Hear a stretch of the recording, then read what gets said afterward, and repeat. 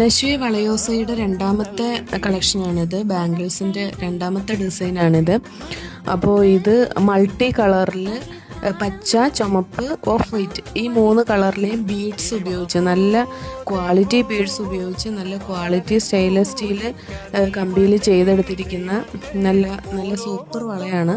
നമ്മുടെ ഓണത്തിന് പറ്റിയ നല്ല ഒരു ബാംഗിളാണിത്. ഒരു സെറ്റ് ബാംഗിൾ നല്ല ഭംഗിയായിരിക്കും.